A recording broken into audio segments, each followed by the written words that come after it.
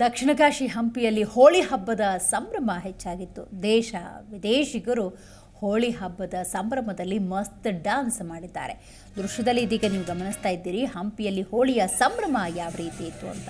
ಕಾಮನ ಹಬ್ಬ ಅಂತ ಇದನ್ನು ಕರೀತಾರೆ. ರತಿ ಮನ್ಮಥರನ್ನು ನಿರ್ಮಾಣ ಮಾಡಲಾಗುತ್ತೆ ಮತ್ತು ಕೆಟ್ಟದ್ದನ್ನು ಸುಟ್ಟು ಒಳ್ಳೆ ವಿಚಾರದತ್ತ ತಮ್ಮ ಮನಸ್ಸನ್ನು ತೆಗೆದುಕೊಳ್ಳುವಂತಹ ವಿಶೇಷ ಹಬ್ಬ ಮತ್ತು ಬದುಕು ರಂಗರಂಗಾಗಿರಬೇಕು, ಬಣ್ಣಗಳಿಂದ ತುಂಬಿರಬೇಕು, ಹೊಸತನ ಅನ್ನೋದಿರಬೇಕು ಅನ್ನುವಂಥ ಇಚ್ಛೆಯಿಂದ ಈ ಹಬ್ಬವನ್ನು ವಿಶೇಷವಾಗಿ ಆಚರಿಸಲಾಗುತ್ತೆ.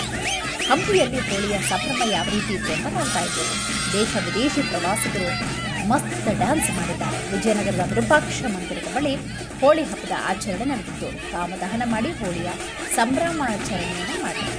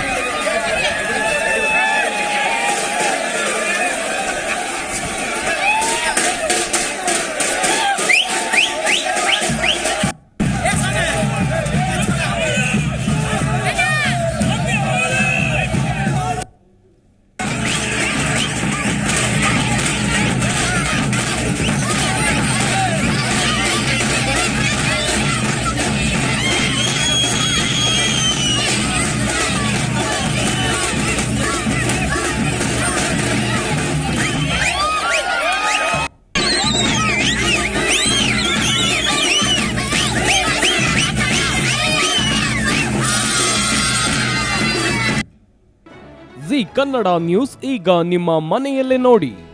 ಎಲ್ಲ ಕೇಬಲ್ಗಳಲ್ಲಿ ಈಗ ಲಭ್ಯ.